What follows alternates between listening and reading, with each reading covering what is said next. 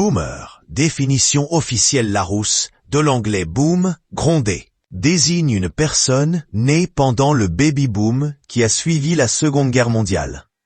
Boomer, définition officieuse, homme de plus de 55 ans qui n'a pas conscience des privilèges sociaux, environnementaux et politiques dont il a joui. A tendance à se plaindre et à donner un peu trop son avis souvent négatif et à bras réac sur le monde actuel.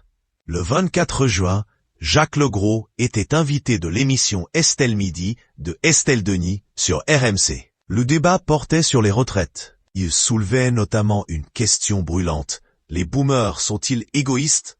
Il a donc donné son point de vue de boomer, expliquant que s'il naît en 1951, il n'était pour autant pas coupable du contexte dans lequel il avait évolué. On a fait avec ce qu'on avait. Il sortait de la guerre. Il a fallu tout reconstruire. Il a fallu faire un gros effort pour remettre la France d'aplomb. Ce n'était pas une mince affaire. Ce n'était pas vous, les trentenaires, qui l'avez fait. C'est nous, s'est-il justifié, ajoutant. Et ça ne nous dispense pas d'être généreux et solidaires avec les jeunes générations.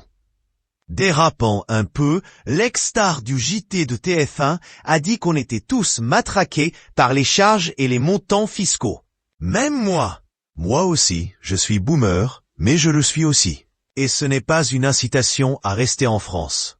Ça, je vous le garantis, a-t-il avancé, menaçant. En commentaire, Jacques Legros s'est fait recevoir. Beaucoup d'internautes considèrent que son récit est inexact, voire malhonnête. En 1951, ça faisait déjà 6 ans que la France était sortie de la guerre et largement reconstruite. Le temps qu'il arrive à sa majorité et devienne productif, on entrait dans les 30 glorieuses, période connue pour être un gavage massif de ces gens.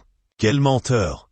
Écrit notamment l'un d'eux sur X. Sur le même réseau social, un internaute marque son opposition à ce discours. Ce sont les gens qui ont survécu, qui ont reconstruit le pays. On ne vous reproche pas d'être né quand vous êtes né, mais ayez la décence de ne pas mentir, et surtout, de ne pas nier d'avoir profité d'un système généreux quand la France de 2025 galère.